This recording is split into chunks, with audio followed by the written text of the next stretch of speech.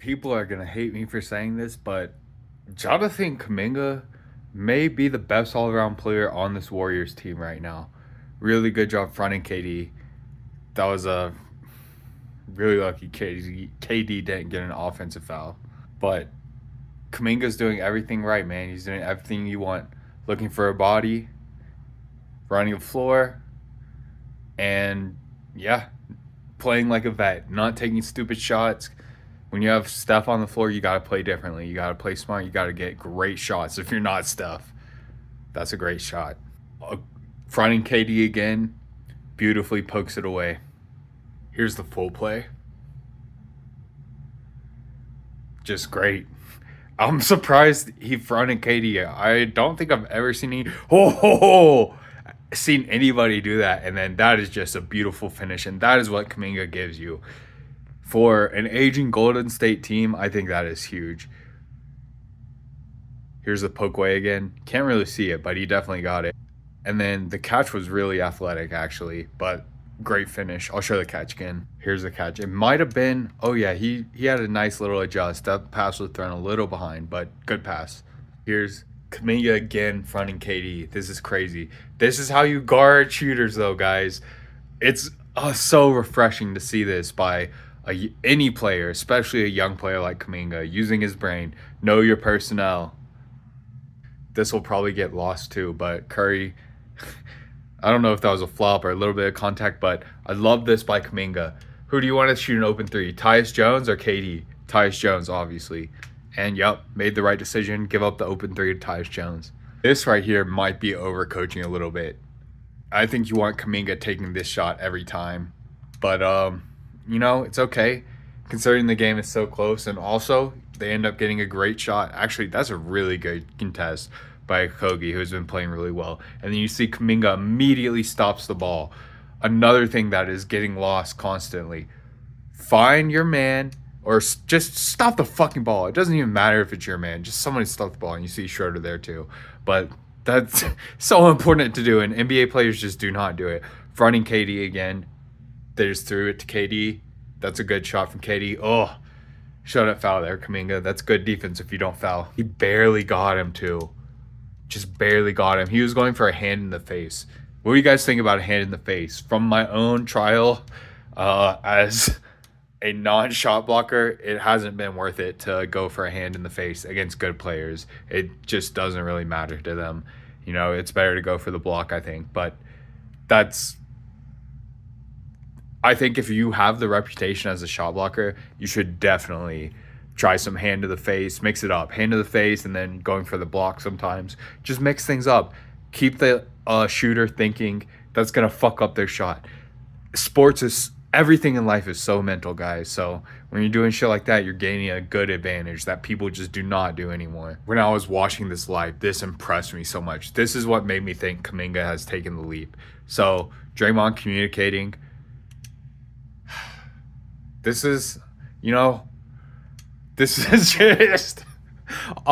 Ideally, you would want to cut off Mason Plumlee, but it's a really tough position for Kuminga to be in. Draymond was late or early, depending on how you want to say it. I would say late personally, because yeah. Okay, let me explain why it is late. So Wiggins is 100% going to give Tyus Jones off, and Draymond is supposed to be there already. So when you're late like this, you're not going to affect the alley oop or the shot. So it's no man's land. You've taken yourself out of the play.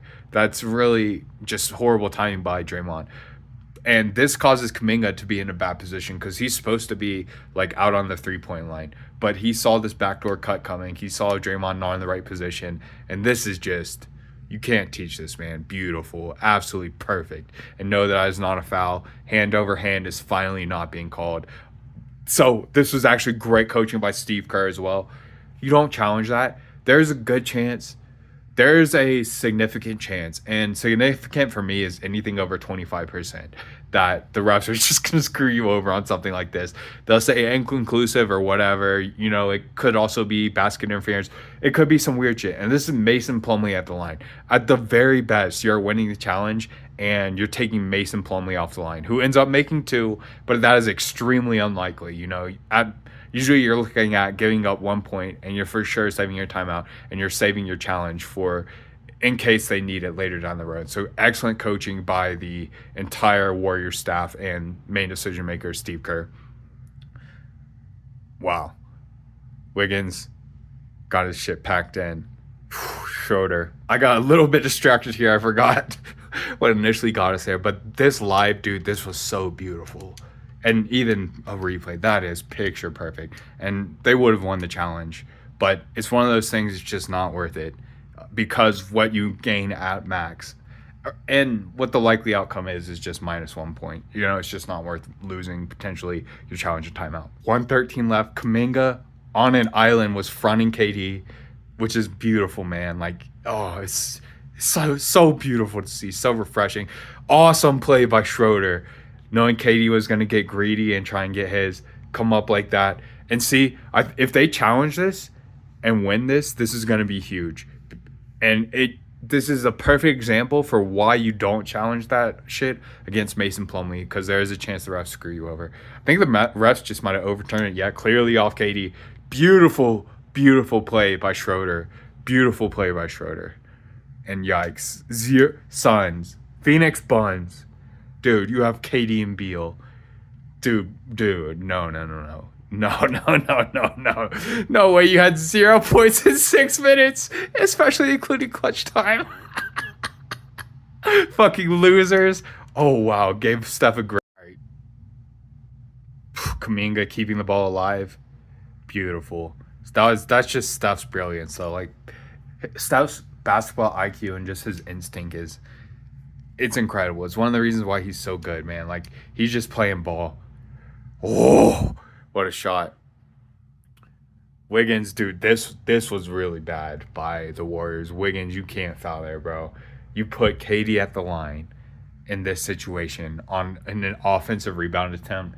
And this has been everybody's main knock against Wiggins, man. You can't do shit like that, Wiggins.